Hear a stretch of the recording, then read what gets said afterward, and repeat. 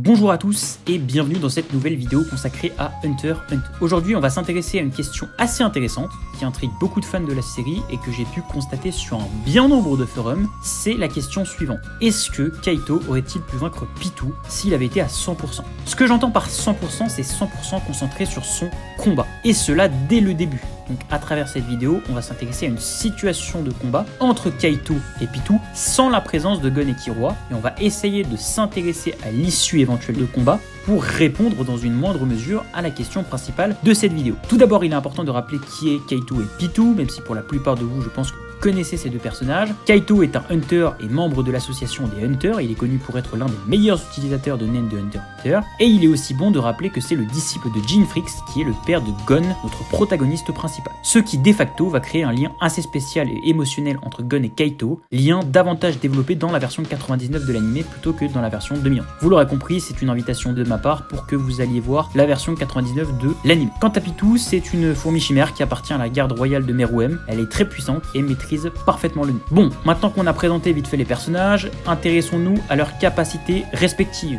Kaito est un utilisateur de Nen de la matérialisation. Il peut matérialiser une roulette appelée Crazy Slot numérotée de 1 à 9, chaque numéro correspondant à une arme. Il ne peut choisir quelle arme il souhaite utiliser, ni s'en débarrasser tant qu'il ne l'utilise pas d'une façon précise. Les numéros connus sont le numéro 2, la faux, le numéro 3, le sceptre, et le numéro 4, le fusil. Les autres numéros du Crazy Slot pas été présenté par Togashi à ce jour dans le manga. Également, Kaito peut étendre son N jusqu'à 45 mètres environ, ce qui est à la fois conséquent mais également peu considérable à l'égard du N de Pitou par exemple. Justement, Pitou de son côté est une utilisatrice de Nen ayant pour type la spécialisation, mais elle possède également des facultés relevant du type de Nen de la manipulation. Elle peut contrôler les corps des autres, les transformer et même les guérir. Elle est également très rapide et possède une force physique qui est littéralement impressionnante, et elle a des aptitudes au combat absolument surpuissantes. Après avoir rappelé qui étaient Kaito et Pitou et avoir parlé de leurs aptitudes, il est maintenant temps de recontextualiser la rencontre entre Kaito et Pitou dans le scénario de Hunter x Hunter.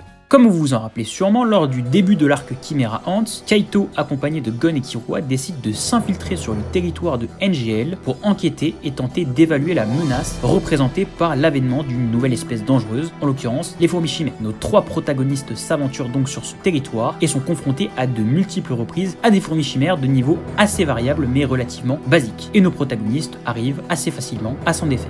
Une fois arrivé près du repère des Chimera Ants, Kaito remarque rapidement une aura maléfique qui s'approche de lui, de Gon et de Killua. Il s'accroupit et dit à Gon et Killua de fuir immédiatement. On voit les muscles des jambes de Pitou se contracter et tripler de volume, puis elle bondit directement du nid de fourmis vers Kaito, Gon et Killua.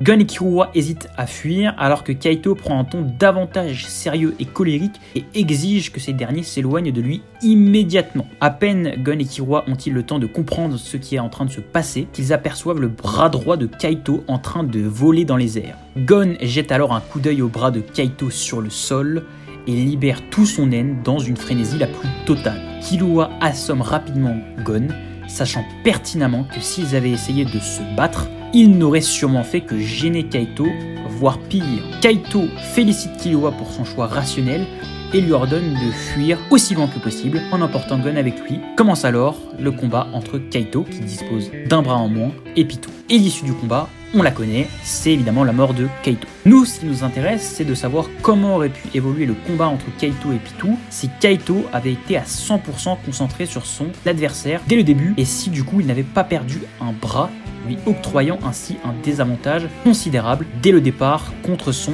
adversaire. Déjà, il est important de rappeler que pour ce qui est des aptitudes et des compétences en matière de Nen, il est très difficile de comparer les deux personnages. Ils n'ont pas les mêmes points forts, ils n'ont pas les mêmes points faibles, pour la simple et bonne raison qu'ils ne maîtrisent pas le même type de Nen. Donc moi, je vais surtout essayer de répondre à la question de cette vidéo en m'intéressant aux éléments extérieurs au combat et aux éléments présents dans l'intrigue de Hunter x Hunter qui pourraient potentiellement nous aider à constituer une réponse au sujet de la vidéo. Étant donné qu'on sait que Kaito a perdu son bras rapidement dans le combat, rien ne nous dit qu'il n'en a pas perdu un deuxième lors de son combat avec Pitou, et rien ne nous dit surtout que si Gon et Killua n'avaient pas été là, et donc si Kaito avait été focus à 100% dès le début dans son combat, il n'aurait pas perdu un bras non plus. Donc il faut quand même déjà mesurer et ne pas sous-estimer l'écart de puissance apparent entre Kaito et Pitou qui est présent dès le début du combat. Cependant, il est important aussi de rappeler que Pitou était à ce moment-là sûrement à son point le plus faible en termes de maîtrise de Nen, étant donné qu'elle venait à peine de naître et que sa seule connaissance du Nen résidait des informations qu'elle avait obtenues en manipulant le cerveau de Pokuro. Elle n'avait donc jamais participé à un combat auparavant, mais même en prenant ça en compte, ça ne veut pas forcément signifier que sa maîtrise de Nen à ce moment-là n'était pas égale à celle de Kaito. Donc c'est vraiment très compliqué de faire de cet argument un élément de réponse concret.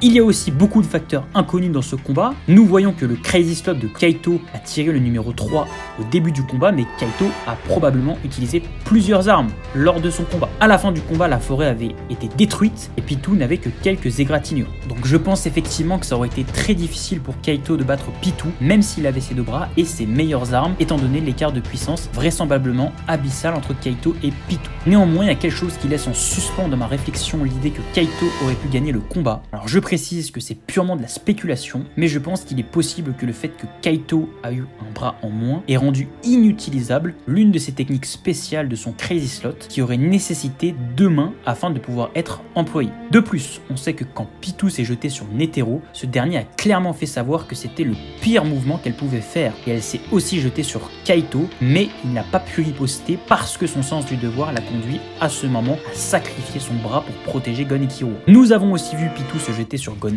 adulte et lorsqu'elle s'est jetée sur Gon adulte, elle a été grièvement touchée. Donc c'est vrai qu'il y a plusieurs éléments factuels qui démontrent que pendant qu'elle s'élance, elle n'a quasiment aucun moyen d'esquiver une attaque. Donc c'est sur cela que ma spéculation s'appuie pour faire émerger l'idée que Kaito aurait pu techniquement, grâce à une faculté de son Crazy Slot méconnue de notre connaissance de l'œuvre, la toucher pendant qu'elle s'approchait à toute vitesse de lui. Pour conclure cette vidéo, je pense qu'il n'y a pas vraiment de réponse certaine et concrète à la question de savoir si Kaito aurait pu vaincre Pitou. À travers cette vidéo, j'ai pas voulu partir dans du full spéculation qui n'a aucun sens et qui est basé sur aucun fondement, c'est pas mon but. Je me suis contenté de m'appuyer sur les éléments les plus concrets et rationnels possibles pour pouvoir répondre à la question principale de la vidéo. Mais à titre personnel, évidemment, je vais quand même apporter ma réponse en soutenant l'idée que Kaito n'aurait pas pu vaincre Pitou, même si le contexte du combat avait été différent, pour la simple et bonne raison que, selon moi, l'écart de puissance entre les deux personnages était colossal.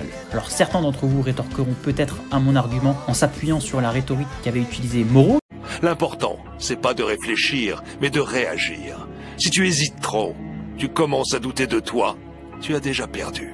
Tu peux faire des recherches sur l'ennemi, te demander quel genre d'aura il dégage, mais tout ce blabla, ça n'a pas d'importance.